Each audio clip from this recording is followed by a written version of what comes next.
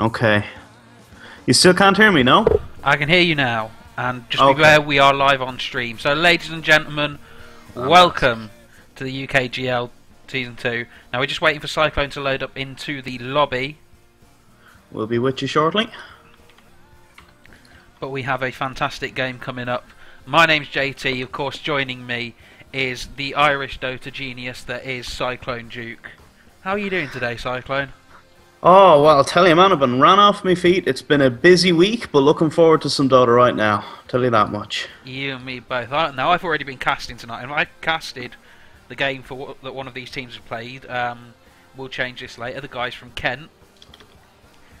And it's been a damn good game. It was a damn good match. They won it 2-0. They took down the guys from... Where are they from? Cambridge University, CUDGS3. They took those down. Wow. Very nice. 2-0. And of course, if you were just watching on the UKGL TV stream, you will have seen 5-man mid, or 5 magnificent Malaysians, taking out Magic Socket. Now, I thought Magic Socket were a very strong team when I saw them earlier, and it looked like five of them really gave them a run for their money there. Definitely. So are we into the finals now? Is it nearly the... How far are we away from those? Not too far. Couple of games bracket-wise, and then we'll be close to ready. Fantastic. Well, sorry for the delay here now. I'm all set up. I'm just trying to get into this lobby here now. Just password's giving me a bit of an issue, so I'm just restarting and we should be good to go. No problem, no problem. So who have we got playing against each other today? Today we've got Extra Sour Wet Noodles, a team from University of Manchester, taking on, we'll change this later, the guys from University of Kent. Sounds good. Okay, awesome. Have we seen any nuttery today? I believe you were also casting already today, some other games? Yep, so I casted another game, 2-match series. We'll change this later, taking on CUDGS3. Like I mentioned, they beat them 2-0. And they played some very, very solid Dota. Just really taking their time, you know, waiting for the right engagement. They had a couple of mid players who were just really taking any opportunities they could to get the upper hand. Fantastic. Well, okay, I'm sorry for the delay now. I'm in and I'm good to go. Okay, just letting the tournament admin know that the casters are ready. What is this? Casters delaying a game? Shocking behaviour. I hope we're not setting trends. Well, thank you very much to those of you who are tuning in on the stream. Welcome one, welcome all to the UKGL Dota 2 University League Season 1. Casters are ready. Looks like the teams are ready. They're itching to play some Dota. This is the last game of the night on UKGL TV 1. Until tomorrow, when we've got 4 whole matches coming up. A couple of them best of 1s in the lower bracket. A couple of them best of 3s. And I believe we're casting one of those tomorrow, aren't we? That we are indeed. Yes, we're casting tomorrow at 10 o'clock. Tomorrow at 10 o'clock. Nice late night Dota cast there for you. I'm looking forward to that one because that's winner of... Well, it's a winner of a couple of loser bracket matches. So it's sort of the last chance for a couple of teams to get themselves back into the final. Definitely. You know what? I'm going to pull up the information for you now, so give me a moment. I'll be able to tell you who's playing who. So whilst we just load into the game, ESWN have the Radiant side. We'll change this later. Going to be on the Dire. And we have a lot of the UKGL team in the lobby tonight. This is really nice to see. Busy. Busy. It's nice. It's great. And big shout out to everyone who's currently watching on the Twitch TV feed. How are you doing? Give us a shout. How we doing, folks? Okay, so just before we get going, just a quick note there. The game that we will be casting tomorrow at 10 o'clock will be the winner of this game versus the winner of match 3 versus Dim Sum. But we'll be winning. Whoever wins this will be continuing to our game tomorrow. So let's have a look at the picks and bans so far.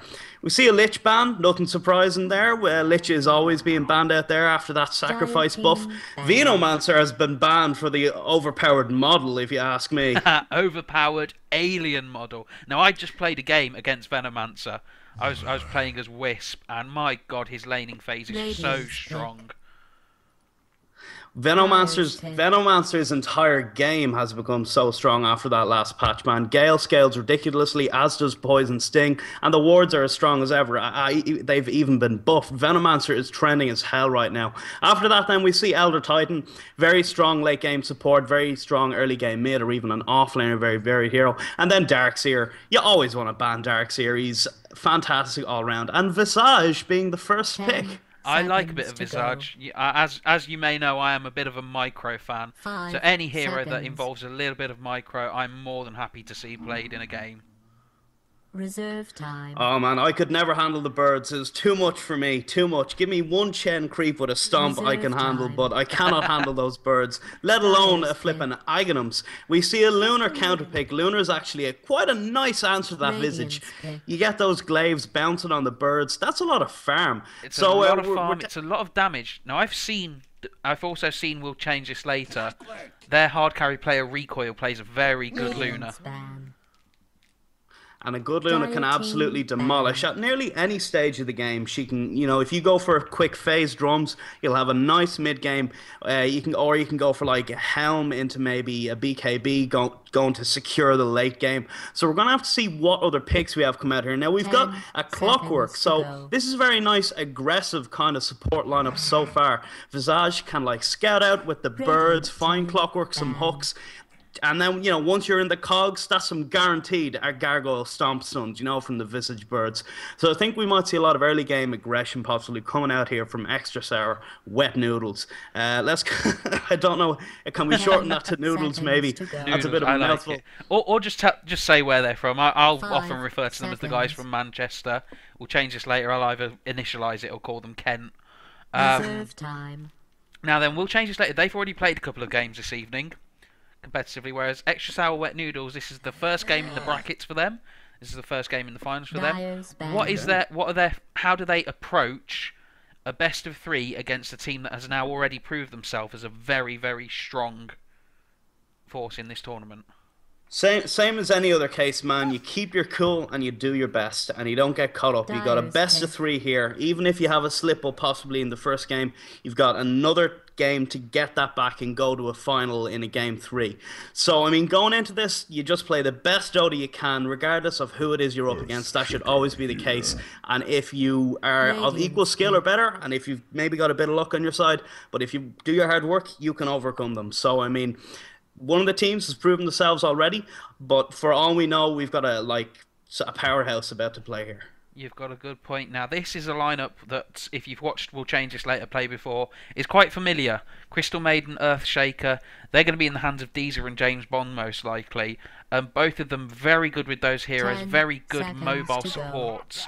And now we're going to get to see the slightly new model of Dyer's Gyrocopter in. Let's just quickly gloss over the bans. The Rubik, banned out by We'll Change This Later. They don't want them stealing any of their big ultimates. The Puck also banned out, so banning out We'll some... change this later. Definitely going against mid heroes. Yeah, going against mid-heroes, banning out also a power support in Rubik. They've got a lot of strong ultimates that they don't want a Rubik to steal. So it would indicate that they want another big ultimate. They want a bit more wombo combo in that. Extra 10 Sour Wet Noodles, seconds to go. banning out the Timbersaw, banning out the Weaver, banning out once again a 5 strong offlaner, seconds. 2 strong offlaners even.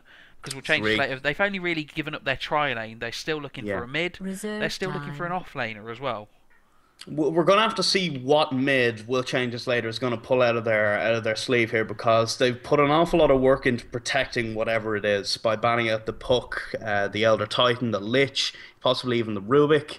So whatever mid they're going to pull out here is going to have a lot of pressure on its shoulders. They're putting a lot of they're putting kind of a lot of eggs in one basket here with their bans at least. Now, that doesn't mean that they're going to end up with a bad pick or anything. But just to make a point here, we've got a bloodthirsty early game, a good bloodthirsty tri-lane here with Crystal Maiden, Frostbite, Earthshaker. The Fisher has been buffed recently from 1200 to 1300 range. I mean, and then a Luna Beam on top of that with, the Lunar Aura as well to increase the right-click damage in a tri-lane. Very dangerous. So they're still not going to pick their mid. All we're going to get is an offlane bounty hunter. So that last pick is going to be their mid. So keep an eye on possibly the ban here from Extra Sour Wet Noodles count, whatever that is.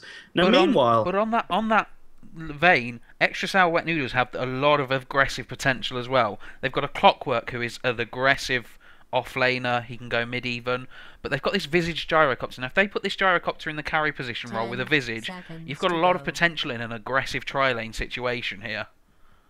Definitely. I do think that Extra Shower Wet Noodles has a lot of killing power, but that's not really going to come online until about level 6. I mean, discarding the Gyrocopters, Rocket Barrage, I mean, if you get a good lucky, one hero out of where they should be at level 1, you get 2 barrages off them, they're dead. I mean, but aside from that, a lot of the aggressive potential so far from Extra Sour Wet Noodles is going to be around the level 6. We need Hookshot, we need Call Down, we need Birds. That's all level 6. So I think we're going to see probably a very calm laning stage here, at least from Extra Sour Wet Noodles. We'll change this later, I think, they're going to be going for the blood in the laning stage. Possibly even maybe an aggressive tri-lane might be appropriate here. Yeah, definitely. And that will be playing in the minds of Extra Sour Wet Noodles. So they'll be looking to pick, to sort of make sure that they, even if, we'll change this later, do go for an aggressive tri-lane, that they've got some defence. And, I mean, what sort of support would they be looking to get to sort of protect themselves against an aggressive tri-lane? They need a hard stun, possibly like maybe a Lion or a Venge, or depending on how confident their support player is, a Lina or a Leshrac. But they need something to hold people down. The Birds aren't very reliable. Gyrocopter's Rocket is barely even worth mentioning. So the only hard stun that they have so far is the Hookshot, and they're having a hard time making this pick here. They need a hard disable, and they still haven't picked one up. They've gone for the Abaddon now. Where are they going to lane this Abaddon? This will be interesting to see.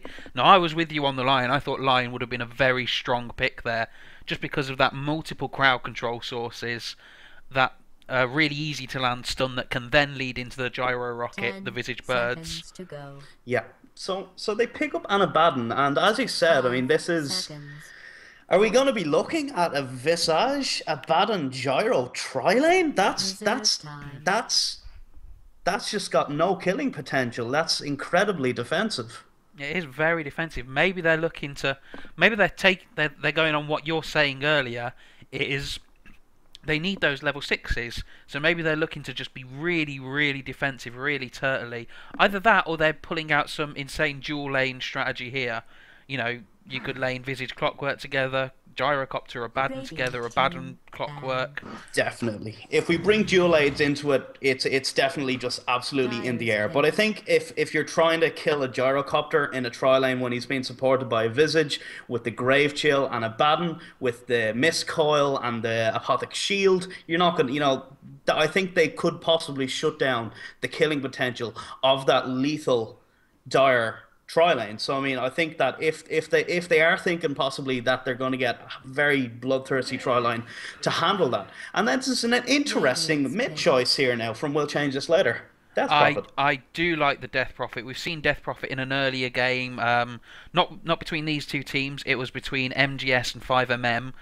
Death Prophet as part of a push lineup. It was push lineup against push lineup, and the Death Prophet, she's just so strong at the moment. Her exorcism is so powerful. It got a just flat 25% damage increase in the last patch, along with some buffs more, I believe, to her witchcraft, and her songs as well has been buffed recently. She actually, I think, fits in quite well into this roundup. She can help carry to the late game if she gets, a mech, maybe Shiva's Guard. She can, but the big thing is she will add a lot of pushing power right in here. And to answer the pushing power, out comes a Tinker for Extra Sour Wet Noodles. A very strong counter pusher, a really good global hero as well. And you know what, the guys from Kent will change this later. They really don't have a massively good answer to a Tinker, so I think that's quite a nice pick. It'll depend on how well he performs mid. So let's go into the game on the side of the Radiant. We have the boys from Manchester, Extra Sour Wet Noodles. Jung is going to be playing that Tinker. Mulgan 95 on the Visage. Bunny on the Clockwork. Prom's going to be taking that Abaddon, and that'll leave one F. Sorry, just F. Sorry, that'll leave F on that brand new floaty Gyrocopter. Fantastic. Meanwhile, on the Dire team, we have Noob playing the Death Prophet, Recoil leading the charge with the Luna. James Bond, shaken, shaker, not stirred on the Earth Shaker. J-Lo on the Bounty Hunter and Deezer on the Crystal Maiden, and they're being very defensive at the moment. Just want to make sure that their jungle doesn't get warded here. Don't want the Radiant team coming up here to stop that pull camp. So again, more emphasis on this tri lane, and it will be a safe tri lane. It looks like. I am going to warn you. I made the shaken not stirred joke twice when I casted that game earlier. You went to it like a moth to the flame. That's horrible. I can't believe you would do that to me. I just let you. I heard it. I heard that glee in your voice, just waiting to make that joke. I thought of it on the spot and everything. That's dear God. Okay, well we got a sentry now here blocking off those ancients for the offlane bounty hunter. They must have been expecting an offlane tinker, and who would be stacking up those ancients, but not going to happen. So sentry, possibly wasted here. But that does mean that they will have a supply of sentries in the bottom lane for that bounty hunter. Oh, and a lane ward as well going up by the Abaddon. So they're really looking to absolutely just kick this bounty hunter and not let him get any experience here. They've got a sentry left for him, and they've an observer ward there. That bounty hunter is going to have a hard time. Meanwhile, let's have a look mid. Deezer and James Bond, they're already early rotating. Deezer's managed to get a haste rune on that Crystal Maiden. They're going to look to see if they can get something out early on this Tinker. Pushing into him, but he's just going to be able to dip back behind tower. Crystal Maiden decided to skill the Nova as opposed to the Frostbite. Also, speaking of new models and speaking of Nova, we also have a Lunar in game who has new Nova. Nova, if you will. Male Nova, was it? Yes, interesting to see. Now, just interesting now about that gank attempt in mid. A good choice by the Crystal Maiden to back away. That tower would have ripped her apart if they went in. Yeah. As you said, possibly a weird choice to go for the Nova, but it is a very strong slow, with that said. It really is. Now, having a look at Bounty Hunter's items, he's been pulled 3 shared tangos from people, taking up 3 inventory slots instead of just giving him 1. Meanwhile, Bunny, top lane, is just using... He's using his battery assault, however, he's going to get hit by quite a lot. He's going to Cogtus himself out, though. Cheeky monkey. Absolutely very aggressive. Could have even been killed there if he wasn't careful. If Diesel was quick with the frostbite, perhaps. Which I'm not sure she's even skilled yet. But very cheeky play there from that bunny. If he keeps that kind of attitude up, he's going to give up first blood. He made it, but at the moment, actually, he's almost level 3. He's just sapping experience. He knows that the Crystal Maiden has only skilled her Nova, although he'll now maybe not know that she's got Frostbite, so he's going to have to be careful, and Rico's going to look to just chase him away. James Bond with a Fisher, really nice Fisher in. Cogs come out, but he's cogged himself into a really bad corner. He's doing a lot of damage. Is he going to manage to get kill on recoil? Crystal Maiden doesn't have mana for the Frostbite. All of them taking quite a lot of damage. He's just going to be able to walk away. Not enough mana for the Frostbite there. And Crystal Maiden gets killed by the neutral. It's not first blood. Well, first blood. Hellbear MVP. There we go. Absolute messer. That was clockwork in a nutshell. Absolutely ridiculously aggressive. Again, just walking away, casually strolling away with this battery assault, and then he knows that he can put down the cogs to just walk through, and they'll just keep on getting knocked back. He made a very good choice there as well to walk right down to the cliff, the furthest point away. The Fisher did block all the way, but that could possibly have given him a melt. So, well played, but still far too aggressive. But we did see the Hellbear Smasher get first blood, as you said.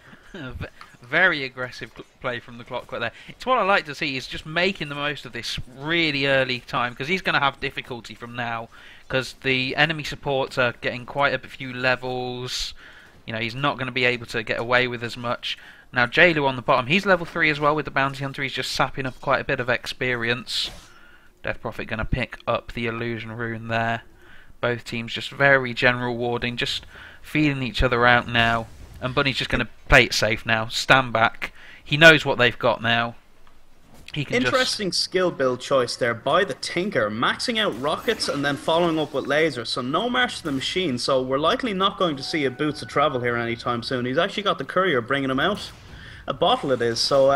Oh yeah, usually with Tinker, when you go mid, you look for that bottle first, and you only start skilling March of the Machines later on, once you've got that Boots of Travel. Because he's not going to have that for, like, maybe 10 or so minutes. Top lane. So we might as well look for as much nuke. Top lane, Bunny gets frostbited in, and Fishered in. The cogs come in, he's going to be... Well, first blood comes out there. That Fisher lasts for forever, it seems. And he managed to cog in the Earthshaker with him. Gives up the first blood there. Even though it's 1-to-1, that neutral kill not counting as first blood. Again, we see Bunny going overly aggressive. He needs to chill out, launch a few flares to get some last hits, and just leech experience. He's you know, third time's the charm that they got him down there. He needs to relax. Yung on that Tinker was going up top, but they're wrapping around mid. Support's now coming in from ESWN. Smoke's revealed on them. Death Prophet's going to manage to just about get away. She was a little too far back to make anything out of the gank. Not a very good time for a smoke on mid, to be honest. No. The lane was pushed. Look at Death Prophet. Look where the lane is. It's even further out now than it was. Speaking of smokes on mid, Deezer and James Bond, they're looking for a counter smoke of their own. And Tinker's quite far forward now. He's got a lot of nuke. But is he going to manage to escape from this? Out comes the silence from the Death Prophet. The Frostbite's out there as well. James Bond positioning himself for a Fisher. Yung's just going man mode, takes out the Crystal Maiden, and that's what Tinker can do when he maxes that laser and rockets early.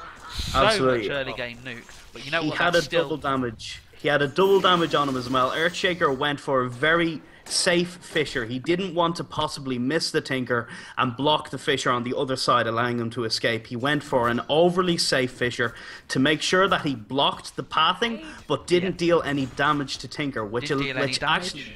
Didn't get the stun out either.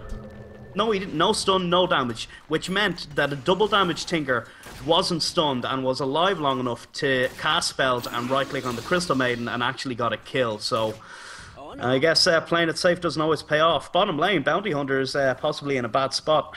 Should be able to get away though. Yep, no stuns down there. Lurching away now. Not a problem. That Sentry Ward's about to die out. So... they might want to reward that soon. He's just going to run in. He's got his phase boots already. Lots of damage coming out from the Abaddon though. But that trade mid, that was still quite a good trade for the Kent guys, WCTL. You know, giving up a Crystal Maiden to take out a mid that's really dependent on early game farm. Midas coming out already though on that Gyrocopter, and Yung on this Tinker, so much nuke damage, just really putting out a lot of harass. And Noob's only managing because he's got rune control here, so he can constantly get that bottle refilled. Meanwhile, let's have a look at the farm. 38 last hits, 39 for Luna. I'm surprised to see Gyrocopter with less last hits than the Luna. The Luna has been distracted with Gyrocopter. I think some of those last hits for Luna would be small creeps from the camp. Gyro getting jumped on, or pardon me, Clockwork getting jumped on the bottom line, but not going to turn to anything. But Gyrocopter has basically had nearly uncontested farm here on this bottom lane. He's only against the Bounty Hunter. He's got a tri-lane to support him that have sentries. So I'm not quite sure how he's got less last hits than Luna here. It is a lot more difficult to last hit as Gyro than it is as Luna. I mean, when I first started playing Gyro, I mean, I can last hit with, say, Anti-Mage or Lifestealer quite easily, but Gyro just has a very awkward attack animation. Obviously, very fast and very low damage. But he did get the Hand of Midas, so he will be able to stand up late game to that Luna. He definitely will now. Tracks flied out on the Visage, just so that Bounty a lot of heroes on top. A lot of heroes on top. 4 top here. Death Prophet's come up here. Maybe looking to get something on Bunny. He's just going to roll a little bit forward, taking damage from the tower. Bunny gets frostbitten, but nothing happens of it. Deez is very, very low on health there, and we're going to see Yung on that Tinker running around. Crystal Maiden manages to TP to base. Is he going to see if he can clean up, get some kills? Spots out the haste rune though. It's a very opportune haste rune there for Yung. We got to keep our eye on this top lane. Luna going for a dive against Bunny. Oh, hook shot onto a creep, unfortunate, but some TPs come in. TP's coming in, Yung's wrapping round. Death Prophet ults out. There's the Eclipse. An amazing stun from James Bond there. Manages to catch out that Tinker, and if that stun hadn't landed, a really brilliant reaction time. If that stun hadn't landed, then that would have been possibly 2 kills to the Tinker. That's one hero. That's one hero you don't want to come and backstab on her own in the middle of a fight. Is Luna with an Eclipse up with no creeps nearby? Looks like so going to farm this big camp here, stacked big camp with the ultimate up. And you know what? That went really quite well for WCTL. They could have lost 2, maybe 3 there instead. They don't really lose any at all, and they managed to take out the Tinker just from some really good Earthshaker play there. But Yoon's Very gonna good bring right TP back. response by Mulgan95 to port in and save the Clockwork. Oh, Could most probably have definitely. turned it into a kill under the tower if the hook shot had landed, but the positioning just wasn't right. But Clockwork gets away, and did they get a kill in the end? It looks like they managed to... I Bottom don't lane. think they did. Bottom lane. Big flat cannon damage coming out there, but in comes James Bond, gets the Fisher off. Oh, F's really, really low. He's tracked as well. Is he going to die? Tries to get the flat cannon off, but dies to the Earthshaker. Track goal as well. WCTL now 2 kills ahead. And it looks like Deezer's just alone top lane. It's very hard to stay alive solo versus a gyrocopter. If you ever go in for a last, that's basically what happened. Bounty Hunter goes in for a right click for a bit of gold. You get a full barrage in your face. A lot of damage. But that was really, really good TP reaction there from James Bond, getting that Fisher off, catching the gyrocopter at the tip of the Fisher as well. And that track coming out. They're now 2 kills ahead, but crucially, one of those kills is a track kill. So that's really starting to show on the gold earned. About 2,500 in favour of WCTL, and it's 10 minutes in. Now Tinker, he's still about a 1.2k away from those boots of travel. Yeah, whereas no Death big Prophet's... items coming out so far. The most interesting item so far on the board is just that Midas on UOM on Gyrocopter. Aside from that, we don't have any big items now. Bounty Hunter coming along mid, keeping his eye on Tinker, but nothing going to come from that.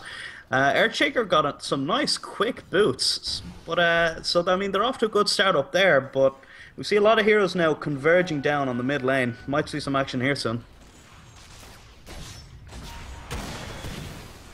That's right.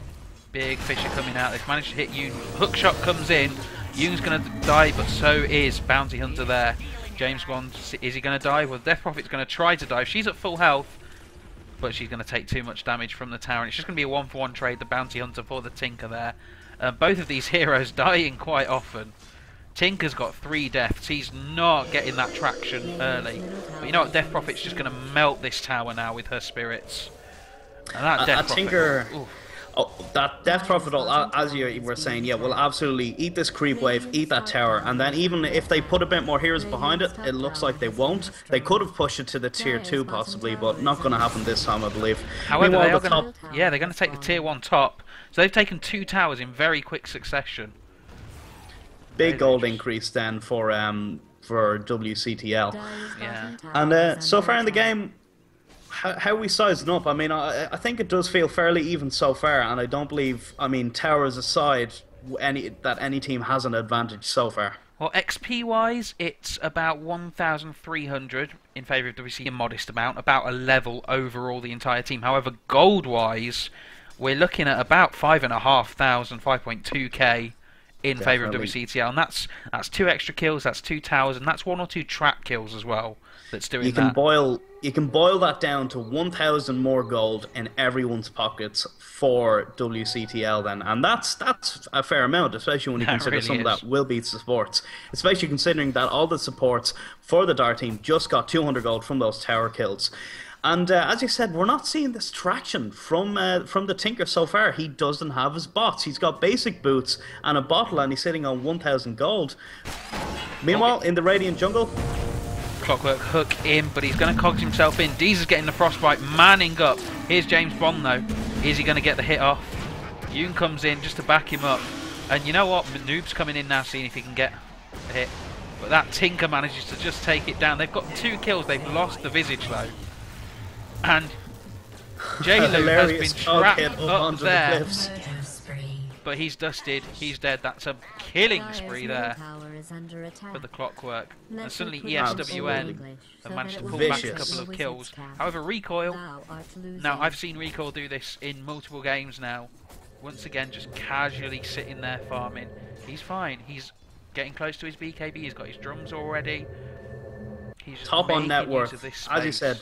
Very good. I mean, the best thing nearly that you could do, arguably, while that bloodbath was happening in the Radiant jungle, you lost. The Crystal Maiden got killed by the Clockwork, followed by the Earthshaker when the Tinker came in to bail out Clockwork, and then the Bounty Hunter even. During all of that, as you said, Recoil Luna just farming away on the top lane, and she's looking very healthy. She is sitting on top of net worth, 1k ahead of the Gyrocopter, who, by the way, has a hand of Midas, and she's about 1.4k away from a BKB on top of her drums and treads, so WCTL looking pretty strong right now. A lot of track gold going around. Luna's very farmed. They're looking to finalise this last tier 1 here on the bottom lane. Yeah, But they're they're looking good so far. They just need to be careful to keep this. They can't keep on losing team fights like that. No, they can't, but they're looking to get some early map control by taking out these tier 1s.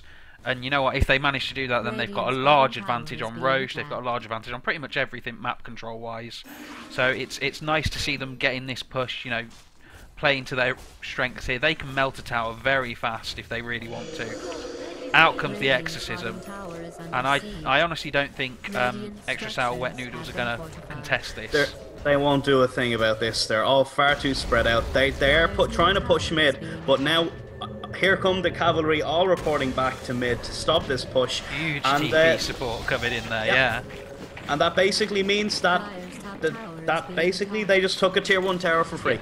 They now have all 3 tier 1 towers down, huge amounts of map control, really, and you know their Tinker doesn't have boots of travel, so he can't wrestle that map control back. He did just after pick up those boots of travel, so we will see him now TPing around the map and laying down marches.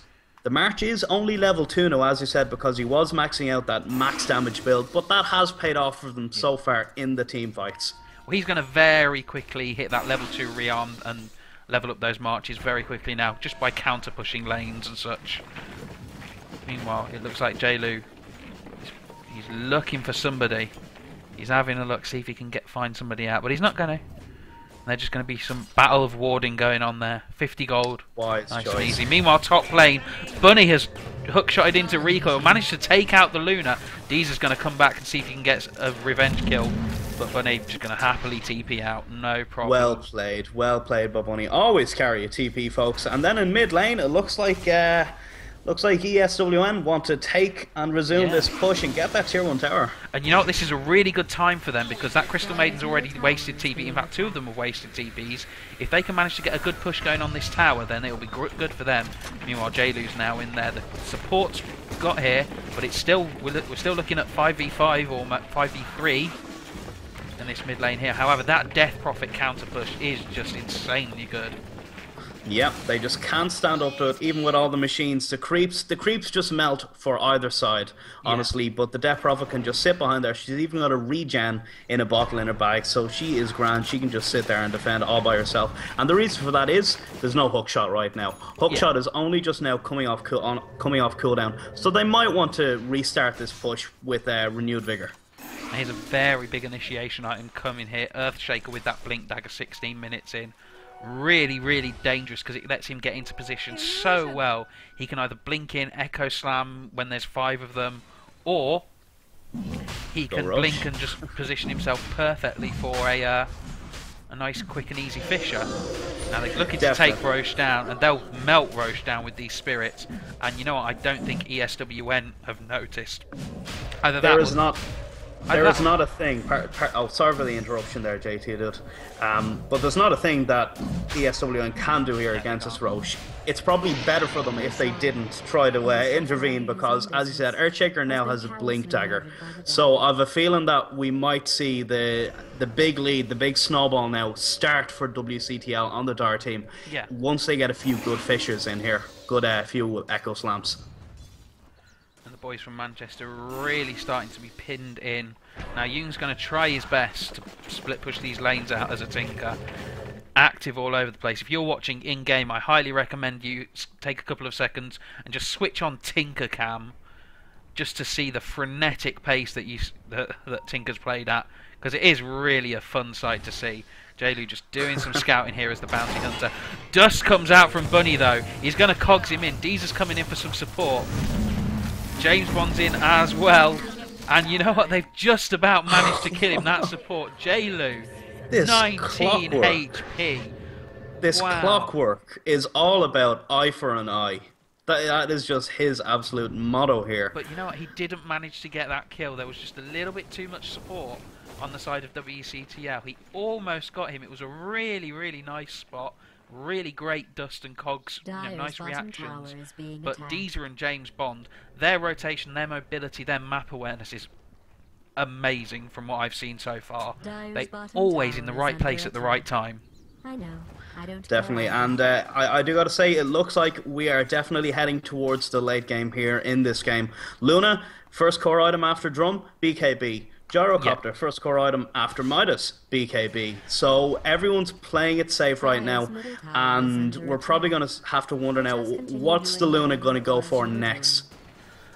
She's definitely looking for a damage item, and by and large, the best one on a Luna will be a Manta style. But both of them picking up BKB, it means they're both looking to get into early team fights now. If you get a BKB now, it means that you want to go, right, that's fine, I'll walk into team fights a little bit under-damaged, but it's okay, because, you know, we've got enough damage coming from our supports, from our mid, from our offlaner. And so it looks like WCTL are looking to really start put pressure on right now. Yeah, speaking of team fights. Oh yeah, they're looking to push this tier 2 now. Lucent Beam comes out, Clockwork Flare pops out. Out comes the Death Prophet ulti, forcing out the glyph. Both teams just posturing up. It looks like we've got Mulgan on the Visage, trying to wrap round. Only going for a walk when he shouldn't be. Well, he's seen that DD, but you know what? Recoil's pretty low on health. But then again, he's got an Aegis. So they need the hook shot here. Watch for it. Yeah. Aegis popped. I think that was kind of tactical by Recoil there. Going to pop right back up, maybe activate the BKB, but gets hook shotted and cogged in, and he's not even going to manage to get off the Eclipse before he's dead. James Bond, nice blink, echo slamming, does a lot of damage, but the flat cannon takes him down. And they've just lost 2 there. Not a very good engagement there from WTCL. Not a good engagement at all, JT. The hook shot was very good there. They got the Luna Aegis down, whether or not that was an intentional, but it opened up for an absolutely easy hook shot right into the hogs. Everyone knew that they were going to be able to jump onto that Luna, and that is exactly what happened. As you said, she couldn't even get the Eclipse off through the battery assault. Earthshaker comes in to save her, but he blinks into battery assault and rocket barrage from Gyro and just melted. When you've only got a blink dagger and some arcane boots in your bags, yeah, you don't want to blink into that. And let's have a look at the XP and gold. Now, WCTL, they have all of their tier 1 towers up. However, look at the XP now. It's about 5k in favour of Extra Sour Wet Noodles, 10 to 7 on the kills. Gold earned still well in the favour of, we'll change this later, but that's what you get when you've got 3 towers on track. And a Roshan. Definitely, I mean, we're going to see it. Finally, we're going to see the first Dire tower pop down. Hurry. And you know what? ESWN have brought themselves back into this. Definitely. He's made up for the fact that he got those BOTs late, and he's just been everywhere and anywhere. Definitely, and we're going to have to keep an eye now on this Tinker and see what his next item is going to be. He's got his bottle and he's got a Sol Ring, which means he's plenty of mana regen on the go, and he's got the BOTs. He has got a null talisman, so I'm kind of wondering if he might be going for a late Dagon, which I wouldn't advise. I think that they got to go for a sheep here. Get a sheep for that Lunar. Dagon on Tinker's very strong, because it gives you a lot. It's rearmable and it gives you a ton of burst damage then. Gives you a ton of burst damage, about 6k gold in. I think though what they might need to think about is this Luna. She's probably going to get a butterfly, possibly a manta. She's got a BKB, which by the way wasn't used when she died there last time. Yeah. So I think Tinker getting a sheep stick he gets a blink by the way, but a sheep stick I think is what he's going to need to get one if this goes late game. If they need to fight the Dire team with their track gold, with this Luna, with an Earthshaker who can, you know, initiate, they need a sheep to keep this Luna down and get any kills. They do. I mean, I still think he's got a bit of time to get a Dagon. Even a level 1 Dagon on a Tinker is more useful than a level 1 on other people, purely because he can rearm it. It doesn't matter about having that massive burst, because he's got multiple sources of burst, and then he can just rearm them all. So he's still got time to get that, but he might rush that sheep. And if he does, I think that will still be a good choice. It depends how he likes to play, how he wants to play, and also what his team are thinking. Are they maybe looking to see if they can just get some burst damage? Are they thinking, right, can we pop this Luna before she does anything, or are we just going to have to crowd control her and kill her? Now we see the defensive play late game trend continuing as Gyrocopter goes for a Yasha, a very middle of the road kind of item, not a lot of damage. Not too much defense, but just the ability to split. I mean, get rid of something like track. You know, Yeah. it's a nice all-round item, and movement speed is always good. But he's not going for an MKB to preempt the Luna, or he's not going for any kind of a big damage item. Meanwhile, the Luna has just picked up a Helm the Dominator and has just dominated a creep.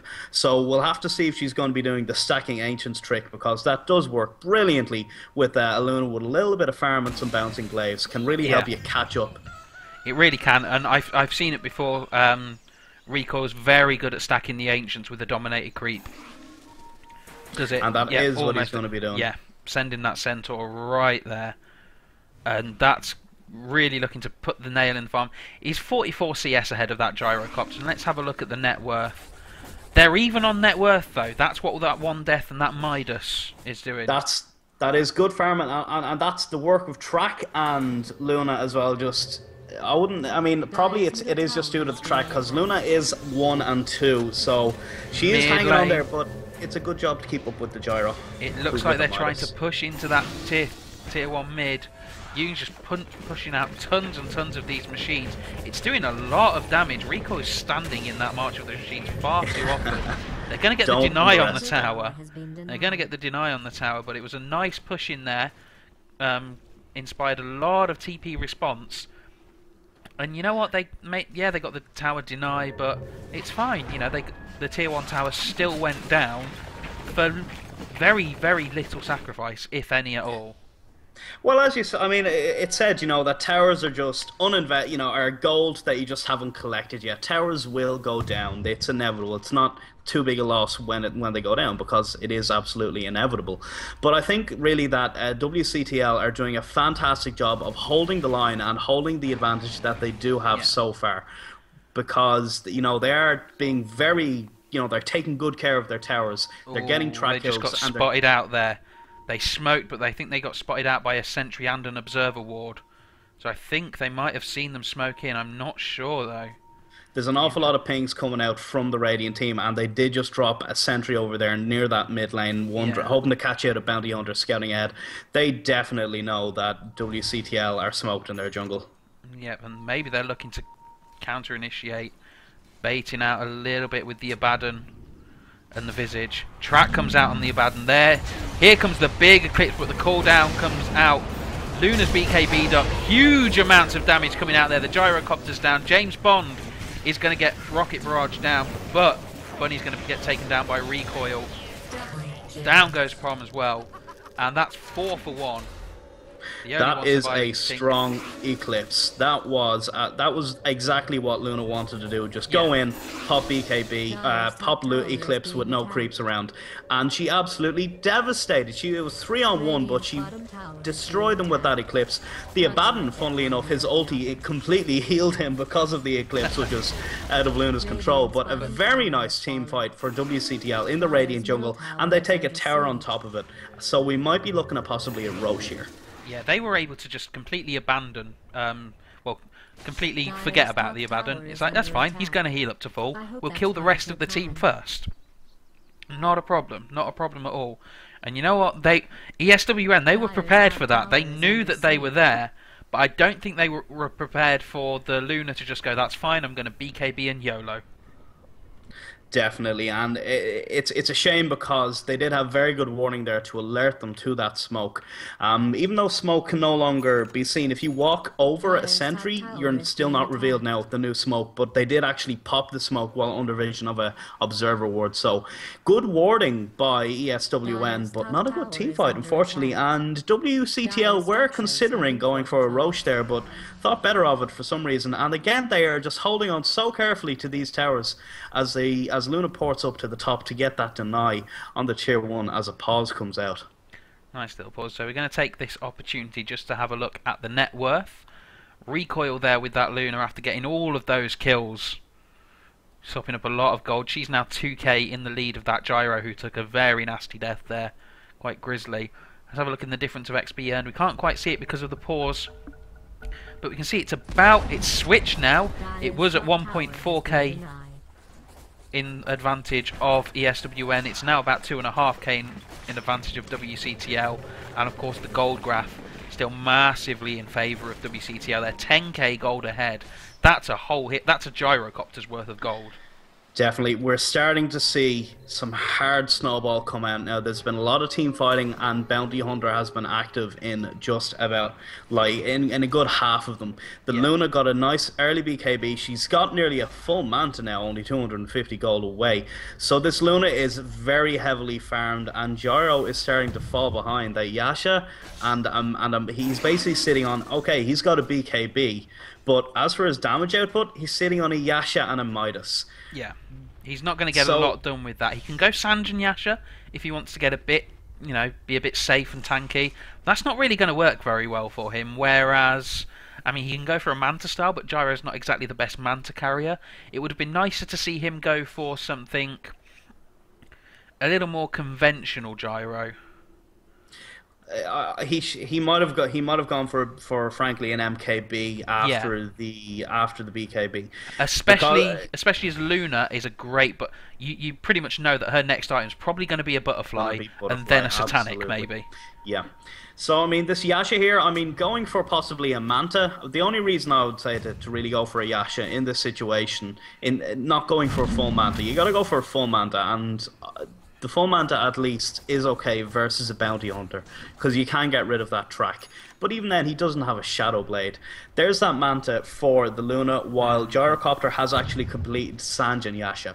So I'm very worried now that, I mean, Luna is already snowballing quite ahead. They've got the map control, they've got the towers, they've gotten denies, and I'm worried now that Luna is just about to just absolutely ball out of control. Possibly. I mean, they're posturing around the Roche pit now.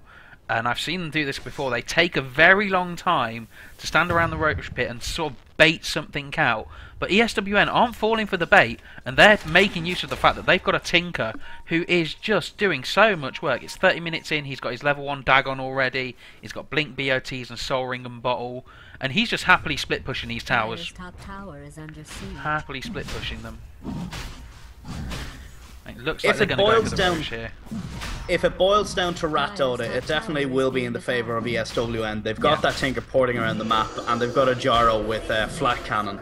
But when push comes to shove, when WCTL come knocking on their front door for their tier 3s with an Exorcism, a Blink Fisher, a Blink Echo Slam, and this Luna, who now has an Aegis, I'm not sure if a Dagon's going to be too much use to you.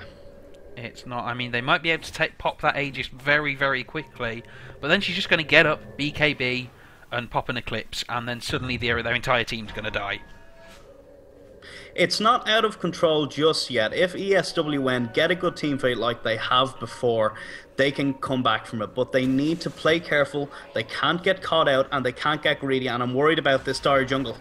Yep, they're going to go onto the Tinker. Bunny's there on the clock. He's just going to back out. He knows a lost cause when he sees one. And that's a pick-off. They don't want to give away on that Tinker. Ideally, the only team that really wants the pick-offs is ESWN. Because WCTL, they can take a team fight. They're not worried about a team fight. So they'll take team fights, they'll take pick-offs. They won't care. Whereas ESWN, they need to be looking for pick-offs. They need to be looking for those little edges that can get them really back into this game. And they've just lost one there in that Tinker. That Tinker's down for 30 more seconds. And they're just going to look to push a tier 2 tower for this again. A nice follow-up to killing a Tinker. The lane is convenient push quite close to the tier 2 on top for ESWN. And that tower is going to go down with absolutely no contest. They could even push this up a bit further now to get some damage onto the tier 3. All of like ESWN base are racing almost. Yep. But they're gonna take this tier 2 and TP back, and they're gonna glyph as well. Manta Put comes out from the Luna though, and see how much damage they can really do. Big cooldown coming out, dodged by everyone but the Death Prophet. In rolls the Abaddon, but you know what? Nothing's gonna do of it. That tier 3 tower down to half health. Very strong slow siege coming out here from the Death Prophet. Just stand back with those exorcisms. If the creep wave comes out, nuke them with your nuke. Recoil's got that Aegis, just happy to be a little bit further forward.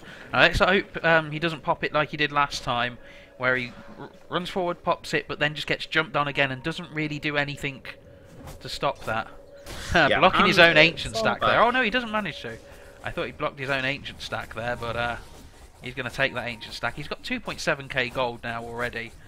He's going to be very, very close to that Satanic. And the moment, I mentioned this in the Twitch chat earlier when we saw it in another game, a Satanic BKB Luna, when she's popped both of those all at once, she's an invincible killing machine.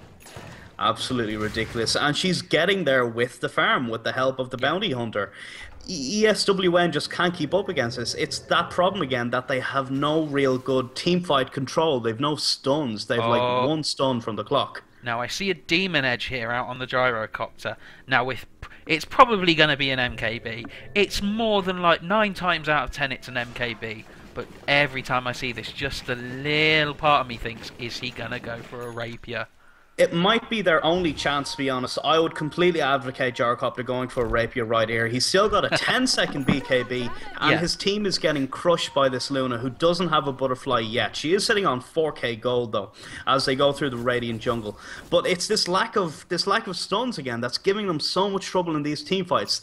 They need to rely on the split push of Tinker and give Gyro space to get the MKB, to get possibly a rapier, to get the items that he needs, because they are behind when WCTL are so farmed up because of this track gold.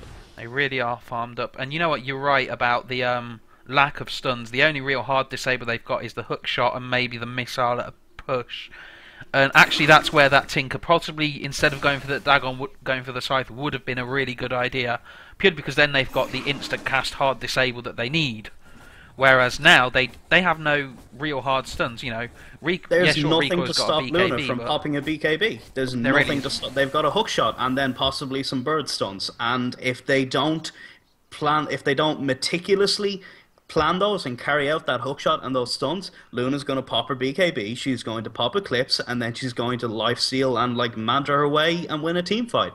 They need a sheep on Tinker, or they need some good pickoffs. As you said, I mean, if Clockwork can get a hookshot on someone farming a lane and then Tinker like TP in on top of them, nuke, Dagon, that's what they need to be doing, along with, of course, the Tinker, of course, just pushing the lanes and giving the Gyro breathing space.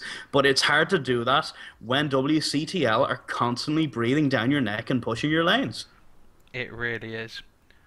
Now we've got a slight pause coming out here. Some people with lagged spikes. Just taking... Somebody's got a sound bug. Really important. Got to hear what's going on. Now I'm going to take this opportunity to just appreciate the team art here for Extra Sour Wet Noodles. Everyone loves a little bit of Nick Cage in their life. And you know what? I think we need more crossovers between Nick Cage and Dota, personally. Do you think we could incorporate its name into any Dota heroes? Ooh. Well, looks like we won't get a chance. At the rate they're changing them, I won't be surprised if Outworld Devourer suddenly becomes Outworld Nick Cager or something. I don't know. Oh. As opposed to Outhouse Decorator. They're going to look to push this tier 2 now, though. The final tier 2. Recoil's just happily standing there at the front. Pops a Lucent Beam out. Taking a lot of damage, but it's okay. He's got an Aegis. Aegis lasting for a bit. There, out comes a Hex there onto Yoon. Yoon's going to die. Out comes the Eclipse. Recoil's going to die, popping the Aegis. F pops the BKB on that gyrocopter. It's about to run out. Out comes the Rocket Barrage. It's going to see if it can take down J-Lu. Here we go. Out comes the Lucent Beam. And F is dead. Big hook shot coming in there from Buddy. Manages to catch 2 in with him. Catches Recoil in there. He's got the Blade Mail up. Recoil's just going to wait it out and then happily kill this Clockwork. This Clockwork, man, this Clockwork is absolutely rocket ship sailing full of monkeys over the moon insane, man. I know, it's brilliant to see, isn't it? He's pulling kills out of nowhere. Like that team fight was very bad for both. The only person that survived was the Luna. I mean, that was just absolute carnage. The Death Prophet ulti just absolutely ate up all of the low HP people on XSR Wet Noodles. Gyrocopter able to do a good bit of damage there, but I had a hard time even just keeping up with that. But at the end, just that Clockwork hook shot into the cogs, he's chancing his arm so much, but it's working, and that was an absolute just mess right there. There's that Satanic coming out on Luna, and she's still got 3.6k gold. So you know what? She's, you know, not too far from a butterfly even now. Satanic butterfly, BKB, Manta Luna. That's it. That's That's Luna pretty much finished farming. The only thing she can replace there are, get her boots of travel and swap the drums out for something like ridiculous, like a Desolator or something. Yeah. Now I have to point out there that was very well played by WCTL. Tinker blinks in to. Frankly, I mean, he doesn't have a sheep, so I'm not sure what he was planning to do by blinking in right into the middle there. But the reaction time by Recoil to Manta stopped Tinker in the middle of his animation. So fast was the reaction time by her. And then on immediate side of vice use by Noob on Death Prophet. That absolutely just got the Tinker crushed, and even though 4 of them died, it could have gone a lot worse, but the reaction time there is just absolutely well played. And that's someone we haven't focused on a lot recently. Noob on that Death Prophet's got a Scythe of Vice and a Yule Scepter. So much control there. You've not only got the Crystal Maiden Frostbite, the Earthshaker, million stuns, you've now got a Scythe, you've now got a Yule's. You can essentially control a whole team and just focus one down. ESWN just don't have that flexibility. They have to just hope that the Gyro's BKB can outlast the Luna's life, essentially. Definitely. The Death Prophet is absolutely pulling her weight there, and we saw that in that last team fight where they did get a 5 for 4. The exorcism damage goes through BKB, I believe, because the spirits do physical damage. Yeah. And with the Hex as well as the Cyclone, I mean, the Cyclone is a fantastic item on the Death Prophet. It allows you to just stay alive while your spirits continue to eat things while you're invulnerable up in the air. Well, but as you said, it's like more a Cyclone. Control. Of course you like any skill called Cyclone, Mr. Cyclone Duke. That has always been my favourite item in Dota 2, and I am always so happy to see it being buffed and buffed and buffed. It is now an amazing item. It's nearly like having a second pair of boots, and it's doing very well in the hands of Noob on Death Prophet right now. And Recoil's picked up that Eagle Song so close to that Butterfly. Meanwhile, F on the Gyrocopter, he's 1.7k and he's still got his Demon Edge. He's got to be thinking more and more about that Rapier now. They're going to look to push this high ground. Cooldown comes down, doesn't really hit much but illusions. And that's a lot of damage they've just lost, and a big slow as well. Kind of a questionable call down there, since we already had Young on the Tinker laying down those March of the Machines to stop the push. And we're going to have another game of Slow Siege here, and Exorcism is just about ready. It's max out with Witchcraft, and this is going to be the push of death.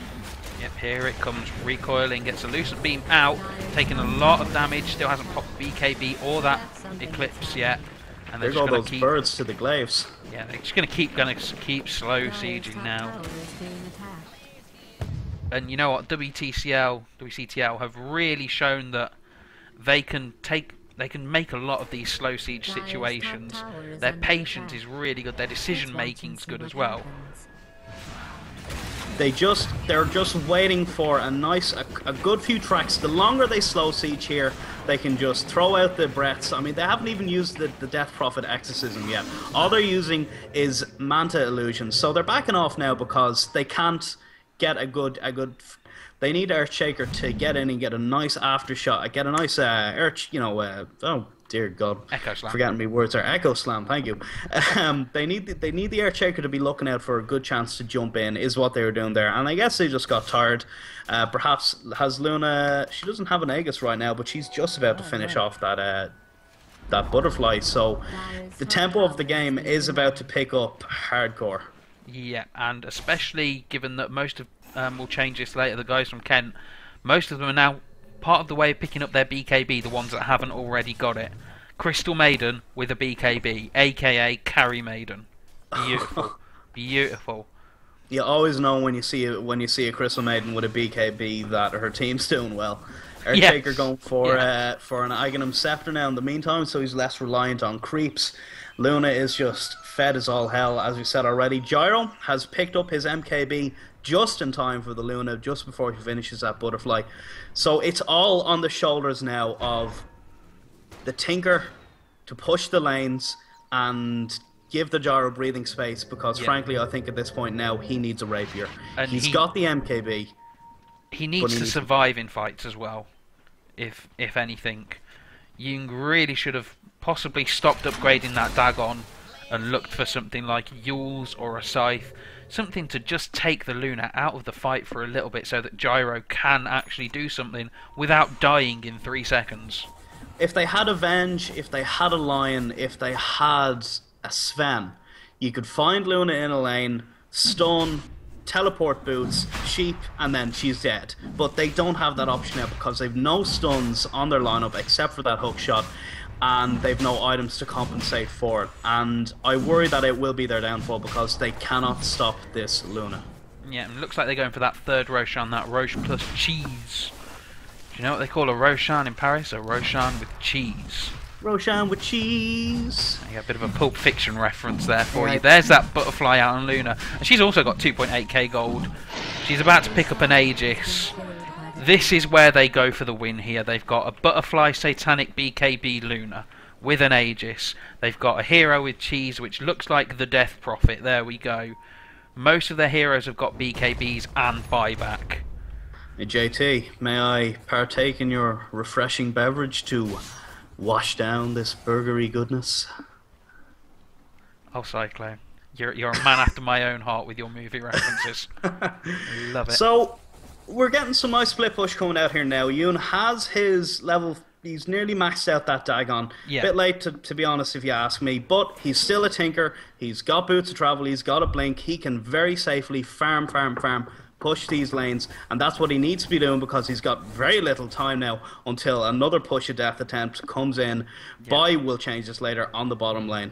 Well, Tinker's gonna tink, and he's got to be tinking really hard right now. He's in here to try and stop this death push, and you know what, that double march of the machines is really quite potent, but Recoil is able to just happily lifesteal through it with normal satanic lifesteal. I'm not sure if the butterfly gives evasion on those March of the Machine hits, but nah. But she is sitting on 27 armor and 2.3k health with an Aegis, Amanda, a Satanic, and a BKB on 8 seconds, so I don't think she minds too much. Here we go, defensive cogs coming out. Recoil taking quite a lot of damage. Solar Shumpson comes out. Jaylu's going to go in as well. Recoil very, very low on health, but remember he has got the Aegis. Tinker does have that Satanic. Yeah, Satanic popped. Easy, suddenly I'm almost at full health again. And they're just going to go back. And they're having some difficulties pushing into this constant march of the machines. And this is really nice to see. Tinker really coming into his own as a counter pusher here. Are you having troubles pushing your lane and staying up in bed? Take Tinker, you know, fight those towers. Okay, look man, I mean honestly, I don't know why they're having performance issues here. We'll change this later. They can go high ground. There is nothing to stop them. They have the Aegis. They are farmed as all hell. Shaker has a Scepter. Crystal Maiden has a Force Staff and nearly a BKB. She's sitting on that Ogre Club. Luna is now 6-slotted. She has TP boots and has sold her drums and is now holding an Aegis. So I don't know why they don't just go high ground. They've got the Death Prophet with Ecticism. They've got an absolutely overfarmed Luna. They've got a Earthshaker to start the fight. I don't know why they backed off here. This is giving the Tinker time to push the lanes. This is giving the Tinker time to build that sheep stick. It's giving the Gyrocopter time to get to the next item. And this could possibly turn it around on them because if there's any way for Extra Sour Wet Noodles to come back in this game, it's by we'll change this later backing away and not ending the game when they should. It really is, but Rico's looking to roll in now. About 2.5 minutes now on that Aegis left. They need to make use of it quick. But you know, what does the Luna go for now? Once that Aegis goes, she's got an extra slot. Now obviously she's got 4k and her buyback is only about 1.5k of that. Heart. But a heart, possibly another damage item, I don't know. Another damage item would work. I mean, she's already because there's no sheep stick. Another damage item would be perfect. She's got a BKB. There's nothing they can do to stop her apart from a hook shot, and she's tanky enough, and she has evasion and so much armor that she can survive. So another damage item would be right up her alley. So possibly a Daedalus, as you said. Daedalus. Possibly a Rapier, man. I mean, just absolutely crush. Yeah, I mean, when the enemy team has no stuns, a Rapier is not bad. I don't know how Daedalus works with the bouncing glaives, but either way, it would be such a strong item on her just for that extra damage. Or, like you said, a Rapier would be very strong, just because it would scale with those glaives. it would scale with her life steal. She'd basically be able to stand there with Satanic up and not. She could 1v5 them. Yeah, she would. She really would. Unless there was a sheep stick, and that is kind of the big theme of, kind of what we're seeing in this game is they need that sheep stick, and I really hope Tinker can. He's after picking up a Ghost Scepter, which is not a bad decision. I mean, everyone on the Radiant team could get a Scepter. Yeah. Top lane. Oh, top lane, they're going on Recoil. Out comes the Blade Mail from Bunny and the BKB, but Recoil's got the Eclipse up and just chasing it down, taking down Morgan 95. There's lots of damage coming out on Recoil, and out comes the Gyrocopter. Aegis is popped. Is Luna going to be able to get away from this? She's not got anything available on cooldown. She's going to die here, and she only manages to take the Visage. Not a good trade. Buys back straight away, and TP's right to bot lane. Third life, yeah. And you know what? This is really good because she's just exhausted a huge amount of resources on the side of Extra Sour Wet Noodles, and now she's just going to use this opportunity to take a tier 3. This could probably be Rax as well because there's no glyph now. They've used the glyph. In comes the top shot. Blade Mail up. Big Crystal Maiden freezing field. Death Prophet's down, Crystal Maiden's down, and Visage is down. Out comes the Echo Slam. F's going to die. That's a dead Gyrocopter. Does he have buyback? I don't know. He does. He buys right back into the game. Double kill coming out from the Bounty Hunter. And they're going to manage to get a triple kill as well. But that Bounty Hunter dies. My goodness, deaths and buybacks all over the place. James Bond playing out of his mind there, saving the Luna from the Gyrocopter and ensuring the kill on, I can't even tell who, there was so many deaths, but James Bond absolutely making the difference there. It was Gyrocopter, holding the Gyrocopter in place long enough that Luna can just stand there and right click. And what a busy minute. I mean, Recoil going just completely very confident on that top lane, takes out Visage just so they can kill her once. Gets up, and then she does get focused down by like 4 heroes from XSR Wet Noodles waiting for her to come out of the Aegis. So she does get killed. Godzilla goes down. A lot of bounty going the way of XSR Wet Noodles. Immediate buyback and TP down to the bottom lane for a third chance at life, and they take the racks. So absolutely powerhousing here now, this Luna, and she's sitting on 4.5k gold, and now that Aegis item slot is available. So I'm very interested to see what she's going to buy next. And she doesn't need to save for buyback because she's not going to have it for another 4 minutes. So she can pick up another very strong damage item. I think that's what she'll need to really push that high ground relentlessly. I mean, like I say, Daedalus. She could also go for an MKB. That would also be good because then that would mean that she can push with glaives from the low ground without any mischance and have the chance for a mini stun. I mean, she could go for just about anything, I think, at this point. I think she is so powerful that we're going to see a big team fight here on top. On bottom, sorry. Track comes out. Are they going to take down F? BKB's up, pops out the rocket barrage. James Bond, oh dear, he's managed to pen everybody in. Oh no. That would have been a... He's been playing so well this game. No, they're pushing in. And I think they've managed to take out that Visage. Target acquired, target neutralised. Chased him down relentlessly. And Yoon's just going to casually sit there and turret away. Oh no! Are the birds going to manage it? Or are they going to get the birds back now? Roshan's up in 55 seconds. Another Rosh. Is Recoil saving that slot for another Aegis? He shouldn't be. They should give the Aegis possibly to the Death Prophet. Possibly, I'd say even just give the cheese to the Earthshaker, maybe. I mean, just keep him alive, keep stunning people. But Luna doesn't need more items. She's already absolutely wrecking house. Yeah. If Gyro picks up something big, she might need to respond. Gyro's sitting on 3.9k gold. Might get a butterfly of his own soon. It would definitely work against the Luna. Yeah. We are seeing sheep, unfortunately, coming out for XSR Wet Noodles. Still no sheep. Dagon 5 on the Tinker. Obviously, Tinker can go Ethereal Blade with that Ghost Scepter as well and pull out, once again, even more burst. But still, they don't have that CC. They don't have that way to lock down Luna in a team fight. Luna's just wrecking house. You've got an awful lot of nuke potential, but that's worth nothing when the enemy team has BKBs and you've nothing to go through it. Like, I mean, believe Bounty Hunter has a BKB, Yep. Death Prophet has a BKB, Luna, and Luna. Crystal Earthshaker Maid still doesn't. sitting on that Ogre Club. A very casual ogre club. You know what's good, because she's got 1k health with that ogre club. She doesn't last very long in fights at all, so she needs every little bit of health.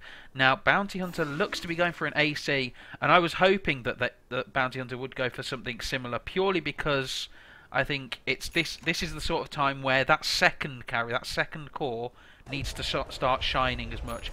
I don't know what that eclipse was, possibly a misclick. I'll tell you, I don't know what that mechanism was on Earthshaker. That's the second mechanism now up for, we'll change this later. Don't know what's going on there. That could have been possibly a Veil of Discord on the Earthshaker instead. Would have been a very big difference. I don't know. They're going to look to Roche now. Now, I know that Luna has picked up a Daedalus, so they're going to be giving this Aegis to somebody else. Luna now balling so hard, super 6-slotted.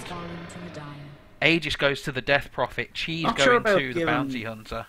I would probably have swapped that around myself. The problem with giving Aegis to a Death Prophet is if she dies, the exorcism stops. Yeah. I believe. I very much would expect that if you use Aegis that the exorcism stops and doesn't continue on. Might be wrong. We might see. But either way, this might be the end of the game here. We've got Mega Creeps coming in the bottom lane with two carts on that wave. Huge push going down the bottom lane. And a big team fight coming out with a 6-slotted Luna with probably buyback 3k gold in her bag and a Daedalus absolutely capped. If the game's going to end, it needs to be soon. She's got buyback in 10 seconds. I think she's got enough gold for it as well. Just making sure that she's got all of that gold as well. And this is where it comes. If ESWN can somehow manage to defend this, they might have a chance. But this is WCTL's time to really push into this. Really try and hammer that final nail in. Recoil's now got the buyback. 6-slotted. They've got the levels, they've got the gold, they've got the tools, they've got the item, they've got the time, they've got the lanes. They need to make this happen. And meanwhile, Jung is just going to carry on with that March of the Machines counter push. Really, really strong. It's kept Extra Sour Wet Noodles in this game for so long.